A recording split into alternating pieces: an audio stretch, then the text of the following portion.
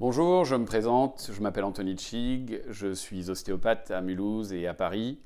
Je suis parallèlement l'auteur du Mal de dos pour les nuls, un livre que j'ai coécrit avec Sylvie Godon-Hardy, qui est en fait médecin radiologue, neuroradiologue à l'hôpital Sainte-Anne à Paris et qui dirige un centre de traitement de la douleur.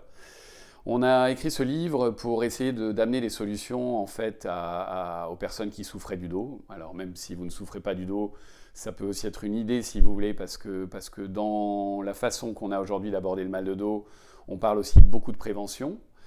Il faut savoir qu'en France, si vous voulez, le mal de dos est le premier motif de consultation en cabinet médical. C'est une des plus grosses dépenses de la sécurité sociale. Ça représente quelque chose comme 660 millions d'euros de déficit pour la sécurité sociale, ou de dépenses en tous les cas.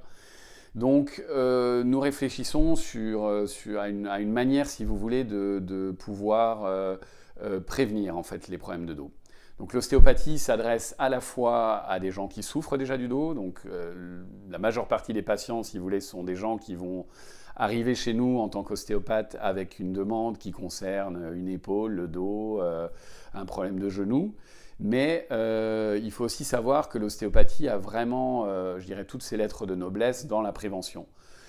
Par exemple, si vous voulez, on amène nos voitures faire une révision une fois par an chez le garagiste, alors qu'elles ne sont pas en panne. Et parallèlement à ça, nous, on vit sans forcément se soucier, si vous voulez, de notre posture, des différentes tensions qu'on peut avoir au niveau du dos, au niveau de la nuque, voilà.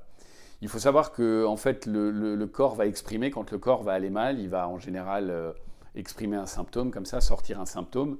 Ça peut être une migraine, ça peut être une douleur de nuque, ça peut être une douleur d'épaule, ça peut être une douleur de ventre. Et l'ostéopathie, en fait, si vous voulez, est une manière d'aller éliminer dans une grande partie du temps ces symptômes, mais aussi essayer de comprendre, si vous voulez. Je pense que dans la vie, on subit différentes agressions extérieures liées au stress, à la posture, aux chutes, au fait de porter, aux différentes émotions qu'on traverse.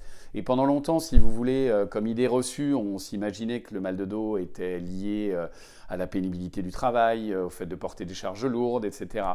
Mais a priori, si vous voulez, ça n'est pas uniquement lié à ça, c'est aussi lié à une société qui se sédentarise, qui fait de moins en moins d'exercice. Donc, dans le livre, on parle aussi du sport, par exemple, comme je dirais, comme béquille un petit peu, ou comme soutien pour éviter les problèmes de dos. Et en fait, dans ma pratique de tous les jours, je vais vraiment insister sur l'hygiène de vie, c'est-à-dire on va considérer le corps comme un écosystème et on va pouvoir s'imaginer que par différents biais, si vous voulez, on va redonner une forme d'équilibre au corps. En conclusion, je vous dirais simplement qu'il est recommandé d'aller voir un ostéopathe, que vous ayez déjà mal au dos ou que vous n'ayez pas encore mal au dos. Celui-ci pourra faire un diagnostic, pourra faire une synthèse un petit peu de votre posture, de la façon dont vous tenez, de la façon dont votre corps a pu compenser les différents impacts de la vie.